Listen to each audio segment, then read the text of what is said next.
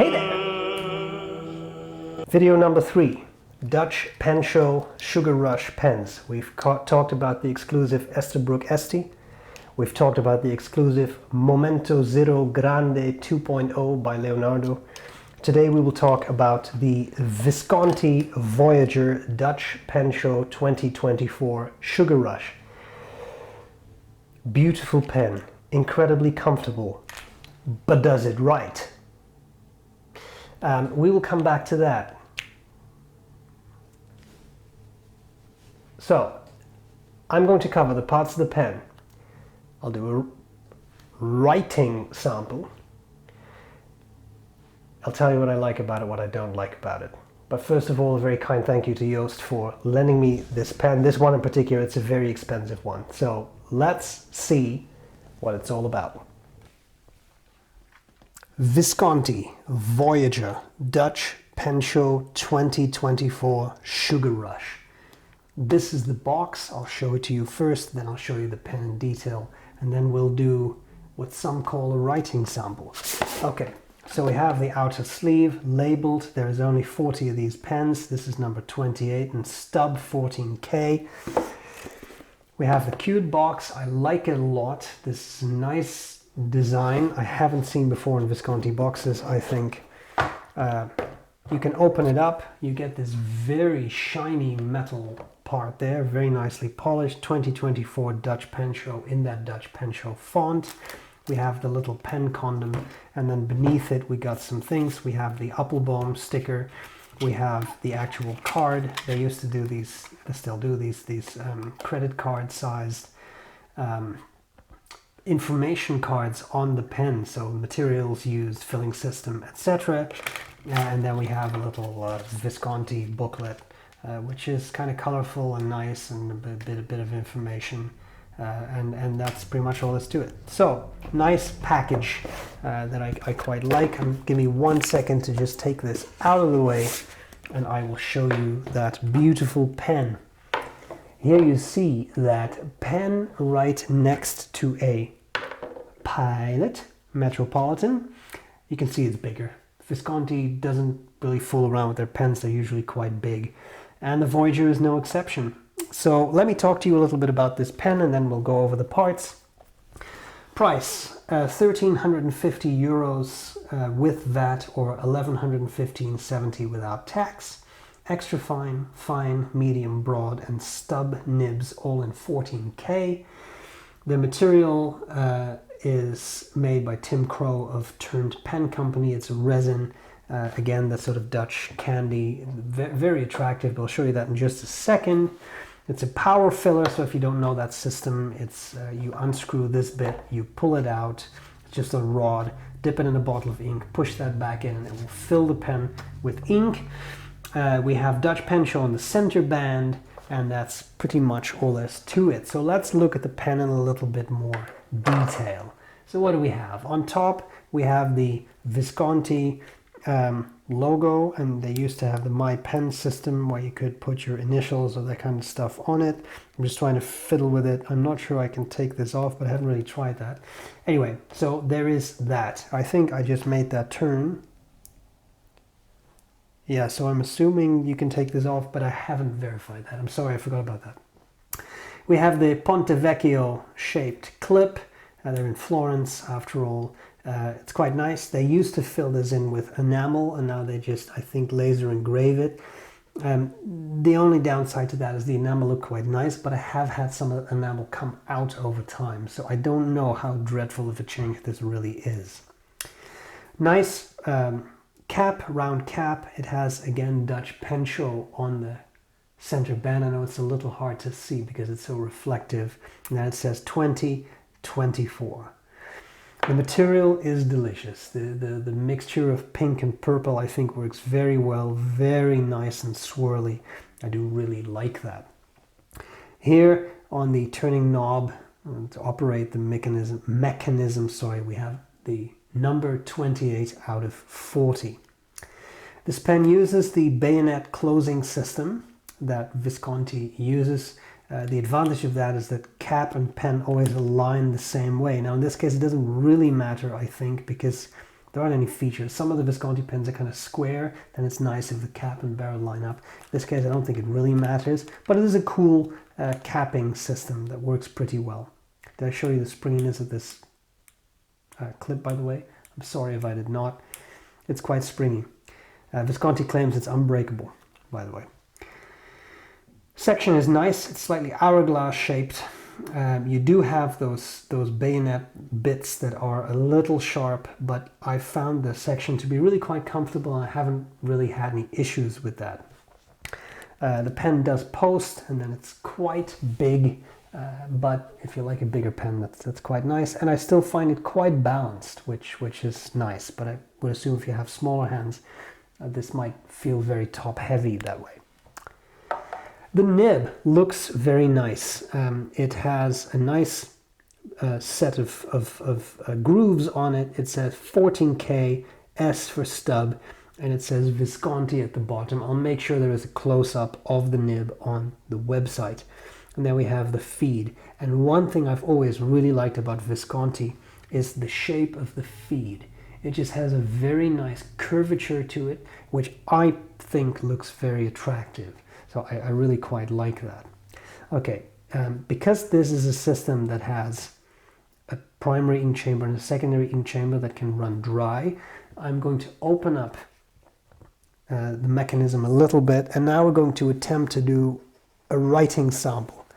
And unfortunately, this is where everything comes crashing down. So I'm going to write first without any pressure.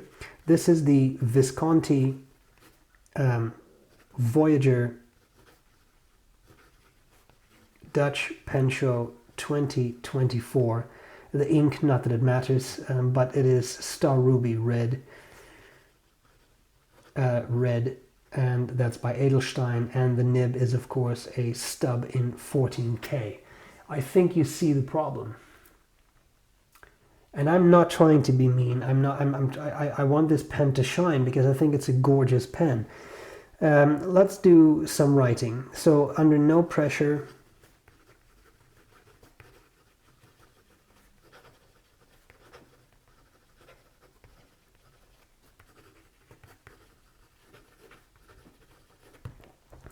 that's what we have. I will now start to use pressure. I will forgo the fast writing because it's going to be a blank line. Here we have pressure. And as you can see, it writes wonderfully now. It is indeed a nice stub that offers good line variation, if only it would write. Let's write another word in some pressure.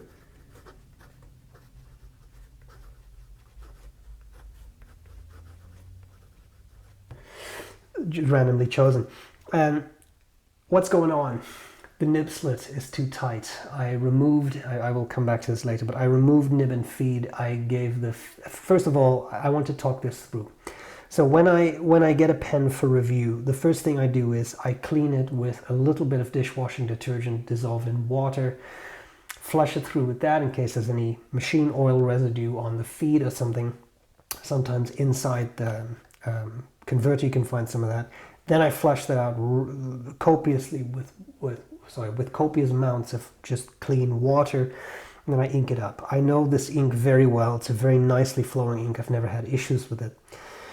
I removed the nib and feed, and as I pulled it out, the two tines just did this. And that means that the nib slit is extremely tight, and once you take care of that, which I will not because this pen is not my property, it will write fine. As you can see, with pressure it writes fine. So if you open those tines just a little bit so that they don't do this, but they look more like that, then I'm sure this pen will write beautifully. My only problem is, let's not forget, this is a €1,350 pen and it doesn't write, and that's a problem, right? So I don't really know what to say. I'm not trying to be funny, I'm not trying to be belligerent, but if someone is going to spend this amount of money on a pen, I'm assuming they are under the impression they will buy something that actually writes, and in this case it doesn't. Now I can't say anything about the other models, right? I mean, I just get the one. I love stub nibs. 14K is great. I think this is a beautiful pen, but I'm assuming the other ones do write. I'll work on that premise. But maybe if you have one, you can let us know in the comments. Visconti nibs have become a bit of a running gag, and I think if you've been in the pen world for a while, you know about that. I am not trying to be mean or biased, but you've seen what happens when I write. It isn't there. So the nib could be tuned, that's not the issue, but I find that at this price, you shouldn't have to tune it. And beyond that, we're not talking tuning as in, it's a bit dry, I want it a little wetter because that's my preference. We're talking about does not write. So it is not a tune-up, it is making the nib right, and that is, in my mind, a problem. So in the era of our infantile times, I'll just summarize this with an emoji. There we are. Now, again, this is under pressure, and it can write. So it really is not a matter of something is defected, it's just a matter of the nib is not functioning, but it's not broken. You can make it to write. The question is, do you want to? Let's talk about likes and dislikes. What do I like and what do I not like about the Visconti Voyager Dutch Pen Show 2024 Sugar Rush? There is a lot to be liked. It's a beautiful pen. The material that was created is stellar. I think it looks very attractive. I am not a huge fan of pink pens. That's just a personal preference. But in this case, I think this swirly material works very well, and I really like that. I don't remember if I have reviewed a Voyager. I believe I may have, but at this point, I have so many videos, I forgot. Incredibly comfortable pen. I will say that. It's wonderful to hold. I find it very pleasant to fiddle around with, play with, write with. I'll come back to that. Pulls nicely, beautiful size, works very well. And the section, I really like the shape of the section. Very, very comfortable, and I absolutely love that. Things I don't like so much. I'll start with the light one. There is no ink window, which for a power filler, vacuum filler, call it what you like, is a problem because you have no idea how much ink you have left in the pen. But I could live with that because, you can play around a bit with the filler. This may not be an enormous issue in light of some other issues. Namely, that the pen does not write.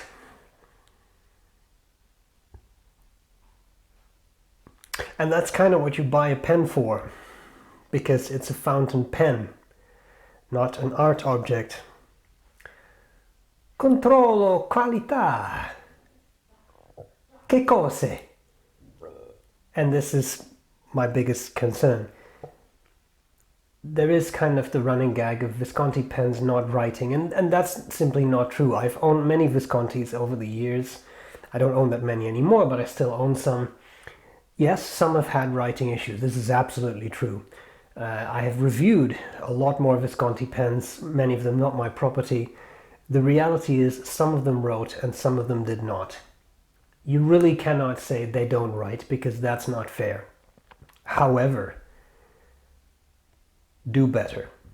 As a company, do better. And it's not just Visconti. I've seen this a lot recently. Expensive pens that come out of the box and you struggle to make them right. In this case, it's a very clear phenomenon. The nib slit is too tight. When I removed nib and feed, the tines did that. They actually did that. That's how tight this slit is. Can that be fixed? Yes, it can be. What you should do, if you buy this pen and it doesn't write, which again, many of the other ones may write, maybe all of them write, maybe this is the one exception. I can't verify that because I only have one, so please leave a comment below if you have this pen and let me know if it writes. It'll be interesting for others to see. What you should do if you have a pen like this is go to your local nibmeister and say, hello, I'm part of the Visconti Owners Club. They'll probably give you a 10% discount because, they deal with this a lot. I'm joking, but I am frustrated. Here you have a beautiful pen, a very expensive pen. Of the 3 pens made exclusively for the Dutch Pen Show, this one is more than twice as expensive. Yeah, almost, you're getting to almost 3 times as expensive as the Leonardo wrote out of the box. Now, I'm sure there are people out there who've had bad experiences with Leonardo, because every brand of pen you can buy, they get a pen that doesn't write. But we have to be honest. Visconti does have a reputation for not having the greatest quality control. I don't think I'm saying anything unfair here. Again, I've used many of them that wrote fantastic out of the box. But here we are again, 1,350 euros, and it doesn't write. So you've bought an expensive desk ornament. I find it very frustrating. And I would really love to see a change in this, because if you're going to charge these kinds of prices, you need to churn out a product that works. It's very simple. If these, I've said this in the past, I'll say this again, if these were cars, people would not accept it. If you would buy a car at a dealership and you try to drive it off the lot and it doesn't run because the engine doesn't work, nobody would accept that. But with fountain pens, we've come to a world where we say, oh yeah, well, you know, it's Visconti. Makes sense. It doesn't make sense. Do better. That's all I have. I hope this was useful. And I'm not really going to apologize, because I'm sorry. A pen that doesn't write is not a pen. So there we are. I hope this was useful, and I will gladly see you later. Maybe with a pen that writes.